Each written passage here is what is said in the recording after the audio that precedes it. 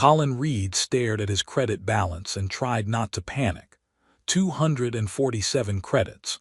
On a station where a single night in the cheapest hostel cost 80 credits, where meals ran 20 credits minimum, where every breath of air and drop of water was metered and charged. 247 credits between him and sleeping in a corridor somewhere, hoping station security didn't arrest him for vagrancy. "This is fine," he muttered to himself, standing in the crowded plaza of Colonial Hub Station on Nexus 7. "This is totally fine. I'm a competent professional who just needs to find work before my money runs out. Happens to people all the time." Except it was happening to him with alarming frequency lately. The contracts he'd been promised when he arrived on Nexus 7 had evaporated.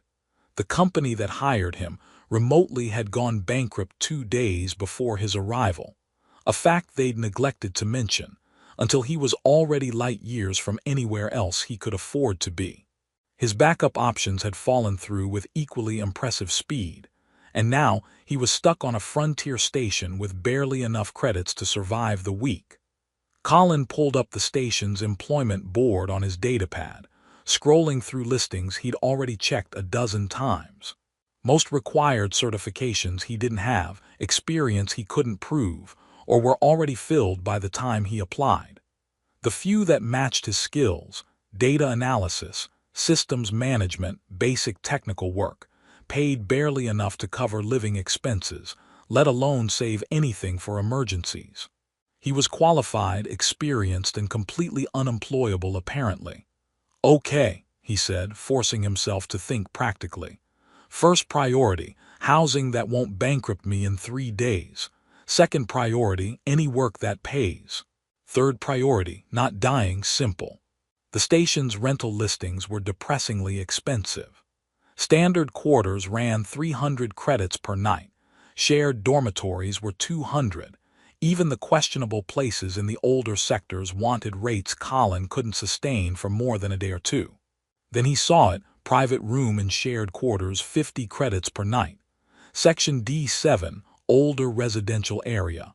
Quiet tenant preferred night shift worker, minimal interaction expected. 50 credits. Less than a third of the next cheapest option. Colin's instincts immediately flagged it as suspicious.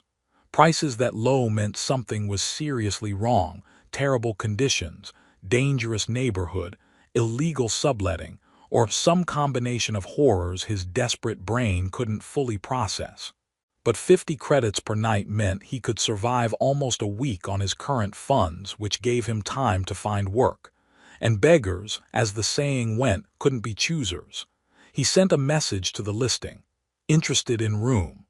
Data analyst, quiet, no drama. Available immediately if still open." The response came back in under a minute. "Room available. Section D7, Unit 347. Access code 7845 Gamma. Move in whenever." Colin stared at the message. No verification of his credentials. No questions about employment or references. No background check. Definitely suspicious. Also definitely his only option. He gathered his minimal belongings, one bag containing clothes, basic supplies, and his work equipment, and headed toward Section D7. The journey through the station revealed the shift from tourist areas to working sectors. Colonial Hub Station was like a city compressed into vertical and horizontal layers, zones stratified by economic status and function. The commercial plaza where Colin had arrived was bright, clean, maintained for the travelers and traders who brought revenue. Section D7 was not that. The corridors here showed their age, scuffed walls, lighting that flickered occasionally, the kind of wear that came from decades of use and minimal maintenance. The mix of beings moving through the area suggested this was where people came when they couldn't afford better. Laborers, service workers, those on the economic margins. Colin's people, basically. Unit 347 was in a residential block that looked structurally sound but cosmetically tired. The door access panel was scratched but functional. Colin entered the code he'd been given, half expecting it not to work. The door slid open smoothly, revealing quarters that were actually decent. Small, yes. 2 bedrooms off a central common area, a kitchenette, a compact sanitation unit. Not luxurious by any standard, but clean, furnished with basic but functional pieces, significantly better than the horror show Colin had been imagining. 1 bedroom door was closed, a privacy lock engaged, and a small indicator light showing the room was occupied. The common area showed signs of use, a few personal items arranged neatly, nothing excessive. The kitchenette had been recently cleaned. Colin moved to the unoccupied bedroom and found exactly what he needed. A bed, storage units, a small desk, everything basic but adequate. For 50 credits per night, this was impossibly good, which meant there was definitely a catch he hadn't discovered yet. He was unpacking his minimal belongings when he heard movement from the other bedroom. The door lock disengaged with a soft click, and Colin turned to see his new roommate for the first time. She was definitely not human. Tall, probably 6 feet, maybe more, with a build that suggested strength beneath civilian clothes. Her skin was pale, almost luminescent in the quarter's lighting, and her features were sharp, elegant, distinctly not baseline human. Dark hair pulled back from a face that was striking in ways Colin's brain struggled to categorize. Then she looked at him, and her eyes caught the light with a reflective quality that definitely wasn't human. When her mouth opened in surprise, Colin caught a glimpse of teeth that were too long, too sharp, designed for purposes beyond human dietary needs. Every bad horror vid he'd ever watched supplied the same word: vampire. She froze in her doorway. He froze in his. They stared at each other for a long moment. "You're the new tenant," she said finally, her voice carrying an accent Colin couldn't place, not quite any human regional variation he knew. "I'm Colin," he managed, trying very hard to seem calm and not like someone whose brain was screaming predator on repeat. "I just arrived. The listing said quiet tenant preferred, night shift worker." "Yes, I work nights. I sleep during station day cycle. You should not be disturbed by my presence." Her eyes, those reflective, definitely not human eyes, narrowed slightly. "You are human." "Yes," Colin said, wondering if this was a problem. The previous tenant was Gorlin, much quieter species, less vocal. She moved toward the kitchenette with a grace that was too fluid, too precise. "Humans are loud." "I can be quiet," Colin offered, still processing the fact that his new roommate appeared to be from a species designed to hunt things. Possibly things like him. "We will see." She began preparing what looked like a meal, her movements economical. "Rent is due weekly in advance. No guests without prior arrangement. No interference with my sleep schedule. Do you have questions?" "Several thousand, actually." Colin settled on the most immediate one. "What species are you, if you don't mind me asking?" She paused in her food preparation, turned to look at him with an expression that suggested she was debating how much to reveal. "Velshara, we are not common in human space." Colin had never heard of the Velshara, which wasn't surprising. Hundreds of species. Humans had only been in space for a few decades. His knowledge was limited to species commonly encountered in human sectors. But everything about her, the predatory grace, the reflective eyes, those teeth, suggested a very specific question he probably shouldn't ask but couldn't stop himself from asking. "Do you drink blood?" The kitchenette went very still. When she spoke, her voice was carefully controlled. "My species requires certain nutrients not commonly found in standard foods. We supplement through alternative means. This is legal and regulated. I have all proper documentation and medical clearances." "Okay," Colin said, because what else could he say? "As long as you're not planning to supplement from me, we're good." Something that might have been amusement flickered across her face. "You are not my preferred type. Too nervous affects the taste." Colin couldn't tell if she was joking. "Right. Well, I'm going to just settle in, try not to bother you during your sleep time." "Appreciated," she said, and returned to her meal preparation. Colin retreated to his room and sat on the bed, processing. He just rented a room with what was either an actual vampire or the alien equivalent thereof. A being who apparently consumed blood, worked nights, and moved like something designed to hunt. The rent was 50 credits per night because most species probably didn't want a room with the Velshara. He should be terrified. Should be looking for alternative housing immediately. Should be doing anything except sitting here thinking about how at least the room was clean, and his roommate seemed professional if distinctly predatory. But Colin was too exhausted and too broke to be properly afraid. He had affordable housing. His roommate had set clear boundaries, and if she'd wanted to eat him, she probably would have done it already rather than complaining about humans being loud. He'd worry about potential blood-drinking roommates later. Right now, he needed sleep and to find work before his credits ran out entirely.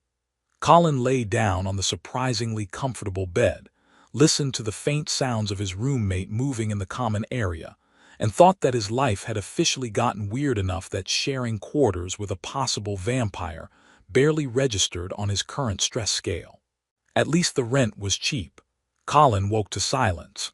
According to his chronometer, it was mid-morning station time, and his roommate was apparently already asleep. Her bedroom door was sealed, a Do Not Disturb night shift indicator glowing on the access panel. He moved quietly through his morning routine, making himself basic breakfast in the kitchenette while trying not to make noise. The common area showed more evidence of his roommate's presence in daylight. A few books on a shelf, actual physical books, which suggested either nostalgia or species that preferred non-digital reading. A maintenance schedule posted near the door, everything organized with precise attention. Colin gathered his datapad and headed out to the station's employment center, a crowded facility where desperate workers competed for limited opportunities. He spent hours submitting applications, attending automated interviews, and receiving rejection messages that were clearly form letters sent to hundreds of applicants. By late afternoon, he'd landed exactly one possibility, a temporary data analysis contract starting in 3 days, paying 200 credits per week. Not great, barely survival level, but it was work. He returned to the quarters as station evening transitioned to night cycle and found his roommate in the common area, apparently preparing for her shift. In better light, Colin could see her more clearly. She was probably late 20s or early 30s by human standards, though he had no idea how Velshara aging worked, with features that were striking in their sharp elegance. Her skin did have that faint luminescence, like moonlight on pale stone, and her movements had a controlled quality that suggested either extensive training or natural predatory precision. "You are quiet," she said without looking at him, focused on preparing what looked like a standard meal. "I did not hear you this morning. I tried not to disturb you." Colin moved to the kitchenette, maintaining respectful distance. "I got a temporary contract. Starts in 3 days. I'll be able to pay rent on time." "Good," she paused. "I am Lyris, by the way. I did not properly introduce myself yesterday." "Colin, which you already knew." He watched her eat. The meal looked normal enough, nothing obviously disturbing. "Can I ask what you do for work?" "Security, station perimeter patrol. Night shift has fewer crowds, fewer." She paused, searching for a word. "Complications." "Complications." Fewer humans staring, fewer questions about my species, fewer assumptions about what I am. She finally looked at him directly. "You made assumptions yesterday." "I did," Colin admitted. "I'm sorry about that. In my defense, you do have the reflective eyes and the teeth and the whole, we supplement through alternative means thing. But I shouldn't have jumped to conclusions about your entire species based on physical features." "You jumped to correct conclusions," Lyris corrected. "The Velshara do consume blood among other nutrients, but we do not hunt sentience in station corridors or attack sleeping roommates. We purchase from medical suppliers, same as any species with specific dietary requirements. It is no different than humans requiring vitamin supplements or Gorlins needing mineral additives." "That's actually a fair point." Colin felt some of his residual nervousness ease. "So when you said I'm not your preferred type." "I was joking, mostly." The corner of her mouth twitched. "Velshara do not consume from living beings without explicit consent. It would be assault, prosecutable under station law. But hypothetically, yes, stressed humans produce hormones that affect taste negatively. You seem very stressed." "I'm very broke," Colin said. "It produces similar symptoms." This earned him what might have been a smile. "You are less irritating than I expected. The previous human tenant asked constantly about my vampiric powers and wanted to know if I could turn him into one of my kind." "Can you?" "No. The Velshara are born, not made." But he refused to believe me, kept offering his wrist dramatically. It was exhausting. Colin laughed despite himself. "That sounds extremely exhausting." "Very much so." Lyris finished her meal and began preparing for her shift. He noticed she carried some kind of stun weapon and a secure communications device. "You will truly be quiet during day cycle. I have difficulty sleeping if there is noise." "I can be quiet. I mostly work from my room anyway when I have work, and I'll wear headphones." "Then we should coexist adequately." She paused at the door. "The rent is cheap because most species do not wish to room with Velshara. You were desperate enough to accept it." "Extremely desperate," Colin confirmed. "But also, honestly, I don't really care what species you are as long as you pay your share of expenses and don't steal my stuff. My standards are very low right now." "Honest, I appreciate that more than diplomatic platitudes." Lyris collected her gear. "I work from 2200 to 600 station time. I return, sleep from approximately 700 to 1500. This schedule is every day. If you can accommodate it, we will have no problems." "I can work around that, do you? Need anything while I'm here during the day? Anything I can do to help?" Lyris looked at him with those reflective eyes, clearly assessing the question for ulterior motives and finding none. "The previous tenant never offered assistance." "Why would you?" "Because we're roommates, and I'm going to be here anyway." Colin shrugged. "If there's something I can do that makes sharing space easier, seems practical to ask." For the first time, Lyris's expression softened slightly. "The thermal regulator in my room does not maintain consistent temperature. I prefer cooler settings for sleep, but the controls drift. If you understand station systems." "I can take a look," Colin offered. "I'm decent with technical stuff." "That would be helpful, thank you." She headed for the door, then paused. "Colin." "Yeah. Thank you for not being afraid of me. Or for pretending not to be while actually being terrified. Most humans cannot manage either." "I'm too broke to afford being afraid," Colin said honestly. "And you seem more annoyed by humans than interested in eating them, so I figure I'm probably safe." "Probably," Lyris agreed, and there was definitely amusement in her voice. "Try not to die while I am working. Finding a new roommate would be inconvenient." She left and Colin found himself smiling. His roommate was a blood-drinking alien who worked night security and made dry jokes about humans being irritating. Somehow, this was the most normal interaction he'd had in months. Over the following days, they settled into a routine. Colin started his temporary contract, boring data work analyzing trade patterns, but it paid. He was meticulously quiet during Lyris's sleep hours, fixed her thermal regulator, a simple calibration issue, and started leaving small improvements around the quarters when he noticed things that could work better. Lyris, in turn, maintained scrupulous fairness about shared space, occasionally left portions of food she'd prepared when their schedules aligned, and gradually stopped locking her door quite so aggressively. They developed an easy coexistence built on mutual respect and low expectations. About a week into their arrangement, Colin was working late in his room when he heard Lyris return from her shift earlier than usual. He emerged to check if everything was okay and immediately noticed something was wrong. Her usual precise movements were slightly off, and there was tension in her bearing that suggested pain being suppressed through sheer will. "Are you okay?" he asked, Fine, Lyra said shortly, but he caught a glimpse of her arm and saw blood, definitely blood, seeping through her security uniform sleeve. You're bleeding, Colin pointed out. Superficial injury, I will tend to it. But when she moved toward her room, she stumbled slightly, catching herself on the wall. Colin made a decision. Sit down. Let me at least get the medical kit. Not necessary. Sit down. He used the same firm tone he'd use with a stubborn friend, and to his surprise, Lyris complied, settling onto the common area seating with visible reluctance. Colin retrieved the station's standard medical kit and approached carefully. Can I see the injury? Lyris hesitated, then removed her uniform jacket with stiff movements.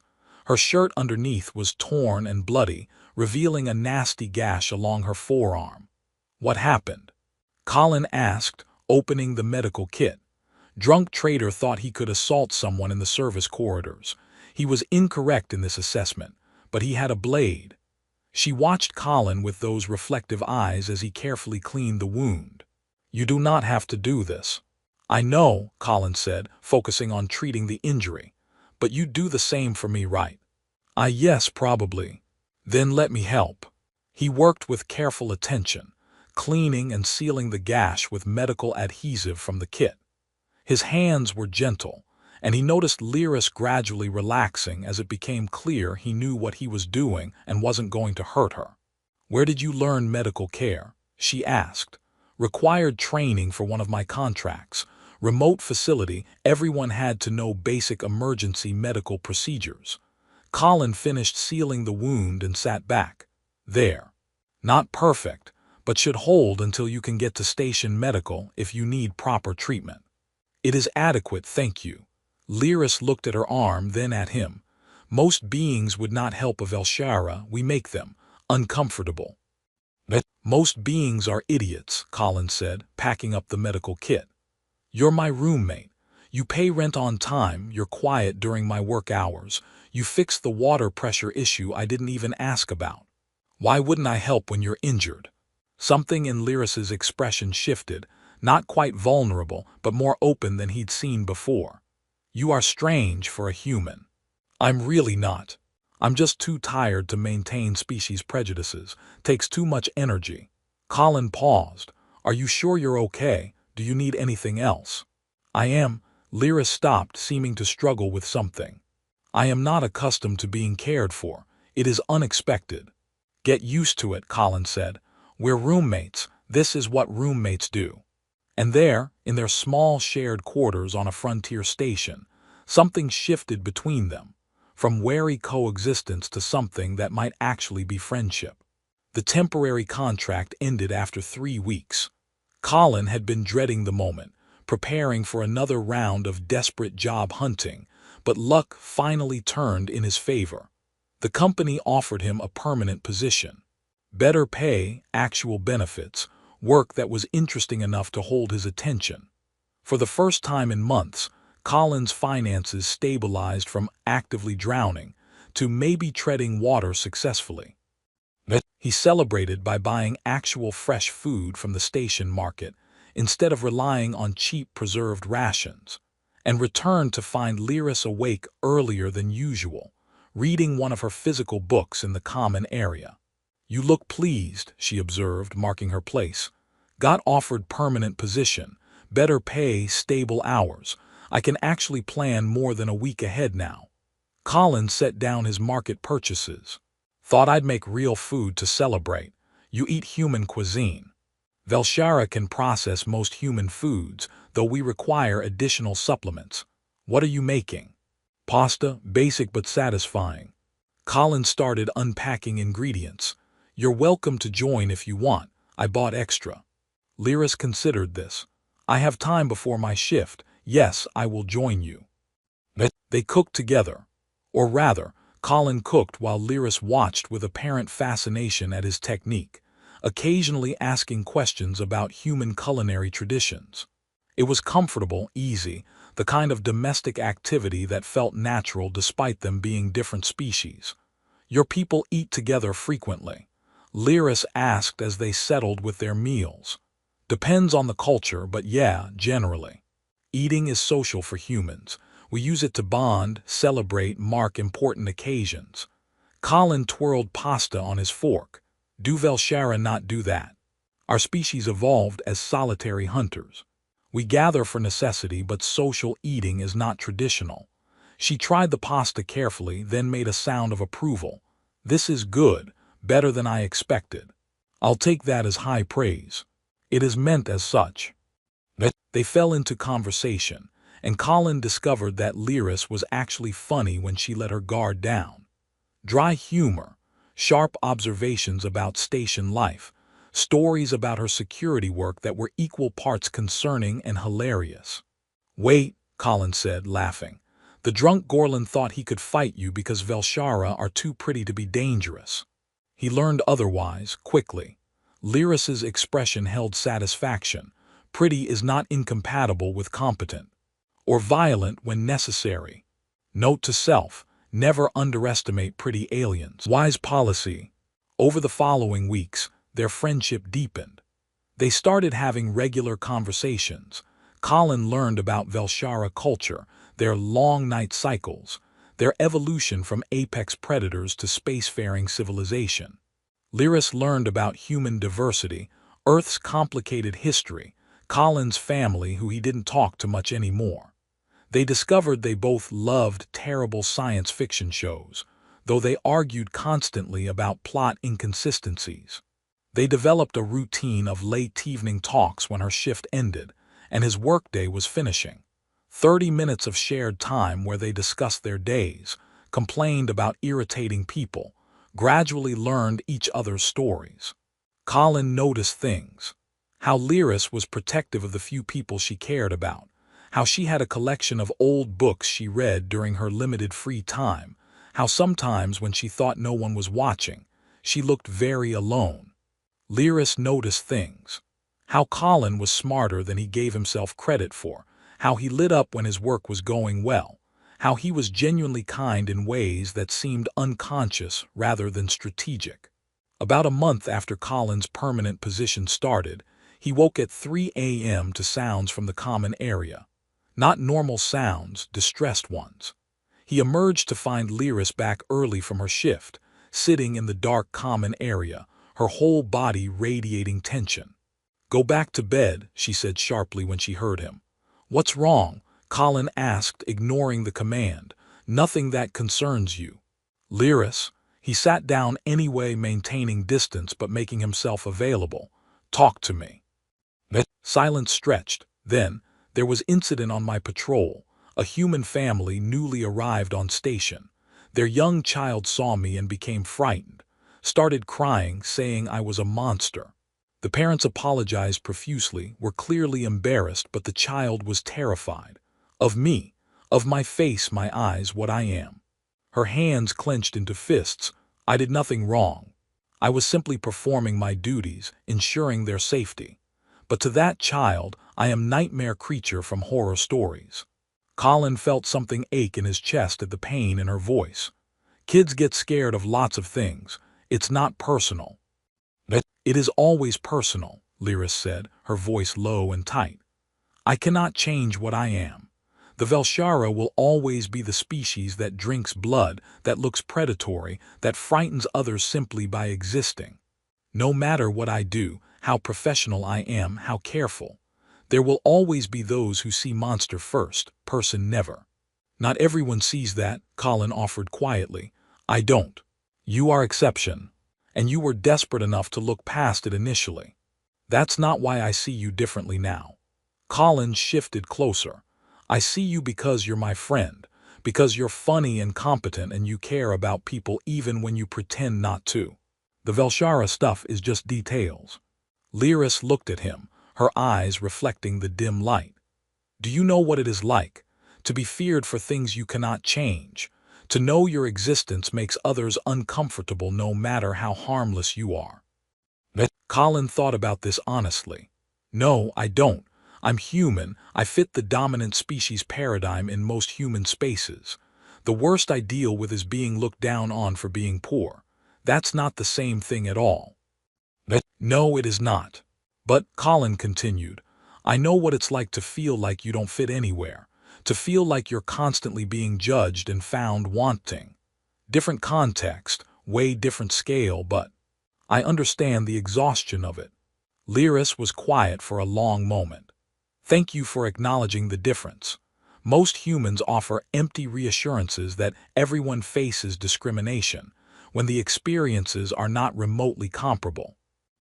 I'm not going to pretend I understand something I don't, Colin said. But I can listen, and I can tell you that you're not a monster. You're my friend who happens to be Velshara, who works hard, pays rent on time, has excellent taste in terrible sci-fi, and occasionally makes jokes about eating me that are actually pretty funny. That earned a sound that might have been a laugh. My taste in science fiction is impeccable. Your opinions are simply wrong. See, this is the personality I choose to live with. Not because I was desperate. I could probably find other housing now that I have stable income if I wanted. I stay because you're good company. You could leave. Lyris turned to look at him fully. You have not been looking for other quarters. Why would I? This is home, your family. Colin said it simply, stating fact. Lyris went very still. Family. Yeah, is that okay? Or is that presumptuous? Lyris seemed to struggle with words. The Velshara do not form family bonds easily with other species. We are too often rejected or feared. I have not had a friend who was not Velshara in many years, and you are suggesting more than friend. I'm suggesting your family, Colin confirmed. The chosen kind. The kind that matters because we choose it, not because we're related by blood or species. You're important to me. That makes you family in my book. I do not know what to say. You don't have to say anything, just know it. You're not alone, Lyris, not anymore. They sat together in the dark common area, and something settled between them, acknowledgement of connection that went deeper than convenience or shared rent. The friendship continued to grow. When Colin got sick with a nasty station flu, Lyris checked on him with gruffness that didn't hide her concern, brought him medicine and soup, made sure he rested properly. When Lyris came home exhausted from double shifts, Colin had food ready and the quarters perfectly quiet for her sleep. They became each other's support system in the way that happens when two lonely people find unexpected connection. About 6 weeks into their routine, Colin returned to find Lyris's door open, unusual and sounds of distress from inside. Lyris, he approached carefully. You okay? No answer, just ragged breathing. Colin made a decision and entered her room, the first time he'd seen her personal space. It was neat, organized, cooler than his room, with the promised collection of books and minimal decoration. Lyris was on her bed, clearly in pain, her skin even paler than usual. What happened? Colin demanded, moving to her side. Delayed reaction, Lyris managed, her voice weak. From injury last week. Infection. Velshara physiology fights most station pathogens, but some we are vulnerable to. I did not recognize symptoms soon enough. You need medical attention. Station Medical is not trained in Velshara biology.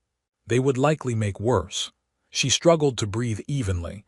It will pass. My system will fight it, just takes time. How much time? Day, maybe 2. That's too long, Colin said, his mind racing. What do you need? What would help? Nutrients, specific supplements. My supplies are depleted. I have not had opportunity to replenish. She gestured weakly toward a storage unit, but I cannot leave to purchase more. Colin understood immediately. The blood supplements from the medical supplier. Yes, section C7, but you can't get there like this. Colin was already pulling up supplier locations on his datapad. Tell me exactly what you need. Colin, you do not have to. Yes, I do, because you're my friend and you're sick and I can help. He looked at her directly. Tell me what to buy. Lyris provided specific product names, her medical identification credentials for purchasing. Colin memorized everything and headed out into the station's evening crowds. The medical supplier district was discreet, professional, catering to species with specialized biological needs. The Velshara proprietor raised an eyebrow when Colin presented Lyris's credentials. "You are purchasing for a Velshara." "My roommate, she's sick, can't leave quarters." Colin met the proprietor's reflective eyes steadily. "Is that a problem?" "No problem. Unusual but not prohibited." The proprietor prepared the supplements, medical-grade products Colin didn't fully understand. "Your roommate is fortunate to have such assistance." "She's my friend. This is what friends do." The supplements were expensive, more than Colin wanted to spend, but he paid without hesitation and returned to find Lyris worse. He helped her consume the nutrients following her careful instructions, then settled in to monitor her through the night despite her protests. "You stayed," she said at one point, surprise in her weak voice. "Of course I stayed. You're sick. I'm not leaving." "Most would." "Then you've had terrible friends." By morning the supplements were working. By afternoon she was recovering. Colin had stayed the entire time, working from her room, making sure she had what she needed. "You spent considerable credits," Lyris said when she was coherent enough to check his purchase receipt. "Those supplements were expensive." "You needed them." "Colin, you are barely financially stable. And you're my friend who was sick. Some things are more important than optimal budgeting." He looked at her seriously. "Don't make this into a big thing. You do the same for me." "I would," Lyris admitted quietly. "But I did not expect you to. The Velshara are not accustomed to such care from other species." "Then you need better friends," Colin said. "Good news, you have one now."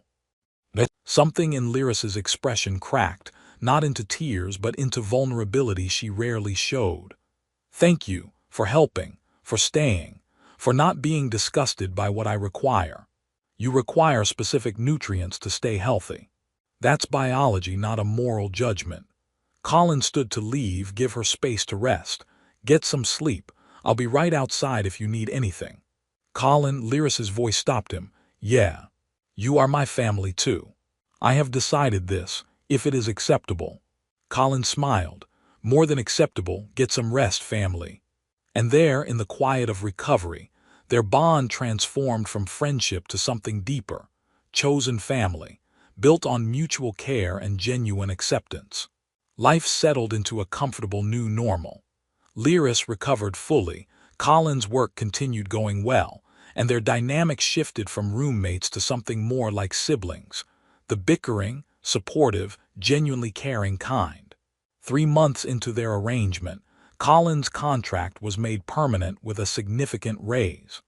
Lyris was promoted to senior security officer, recognition of her skills despite the prejudices she faced. They celebrated small victories together, supported each other through bad days, built a life that felt like home. Then danger arrived. The station began experiencing increased security threats, a criminal organization moving through the sector, targeting frontier outposts. Lyris's shifts became longer, more dangerous. She came home with tension that never fully eased. Colin worried but trusted her competence, respected her professionalism. Until the night she didn't come home. Colin woke at 700 to silence. No sounds of Lyris returning. He checked messages, nothing. Tried to contact her, no response. Her supervisor informed him there had been an incident during patrol, that Lyris was injured, receiving medical treatment. Colin demanded to know where, got bureaucratic responses about non-family not having access rights. He persisted with determination that surprised even himself, finally getting a location. Station Medical, intensive care. The staff tried to prevent him from seeing her, not family, not on approved contacts, not Velshara. Colin planted himself in the waiting area and refused to leave. "I'm her roommate. I'm all the family she has on this station. Let me see her." After hours of arguing, a tired doctor relented. "She was asking for you. You're Colin, yes." Colin found Lyris connected to monitoring systems, her body wrapped in bandages, her usual vitality diminished by pain and medical intervention. But her eyes opened when he entered, focused on him with relief. "You came," she said, voice rough. "Of course I came." Colin moved to her bedside. What happened? Ambush, the criminal organization. They did not expect Velshara's strength, but there were many. I protected civilians, but...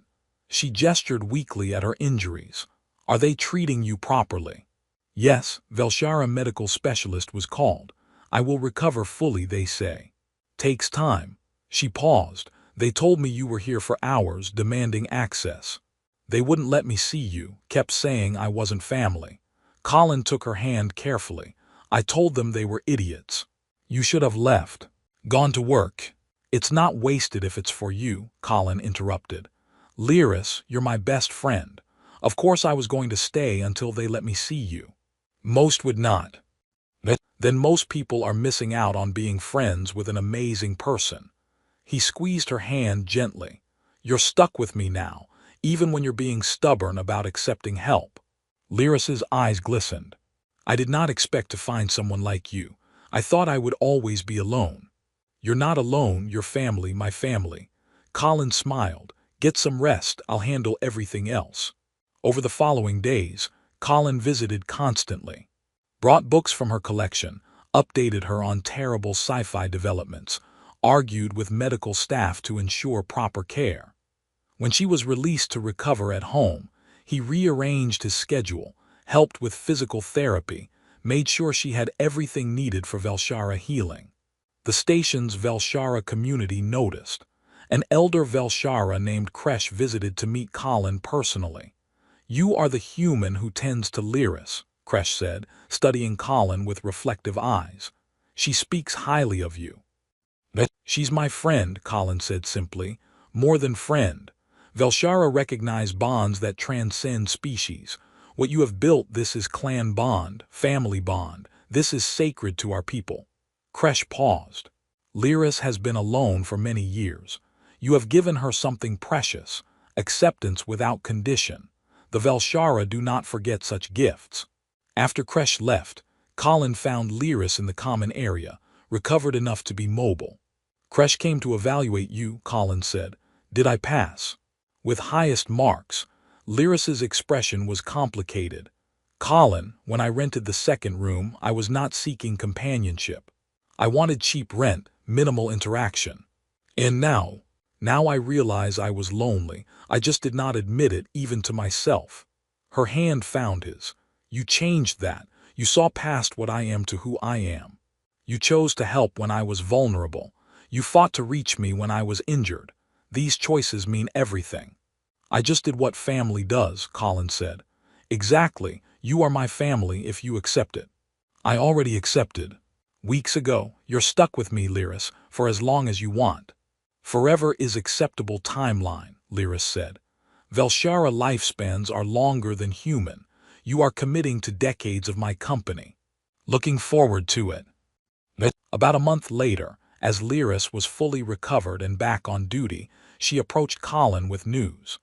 The lease on these quarters expires in 2 weeks. Landlord is raising rates significantly. Colin's heart sank. So we need to find new places. Or we find one place together, deliberately this time, not as strangers sharing cheap housing but as family choosing to remain together. She met his eyes.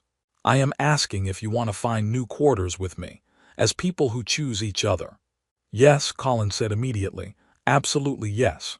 They found a better place, larger, nicer sector, affordable with both incomes. Moving day was chaotic, and Colin discovered Lyris had strong opinions about furniture arrangement. You're bossy, he said as she directed him for the 3rd time. I am precise. There is a difference. Precisely bossy. Acceptable compromise. They settled into the new quarters, which felt like home immediately because they'd brought their connection with them. One evening, watching their terrible sci-fi show, Lyris said quietly, "Thank you." For what? For seeing me, for staying, for choosing me as family when you could have walked away at any point. I didn't have anywhere else I wanted to be, Colin said honestly. You gave me home when I was desperate. You gave me family when I was lonely. We gave that to each other, Lyris corrected. Colin thought about the journey from cheap room rental to this, found family, genuine home connection that transcended species. Hey, Lyris. Yes. I'm glad I was too broke to afford better housing.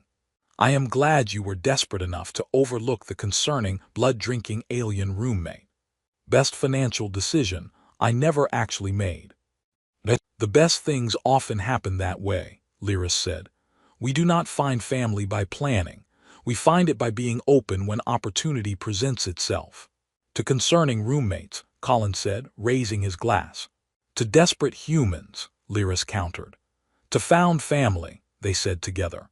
And in their new quarters, watching terrible sci-fi and arguing about plot holes, two beings from different species who'd found in each other exactly what they needed. Acceptance, care, and home. Colin had been looking for cheap rent. He'd found something infinitely more valuable.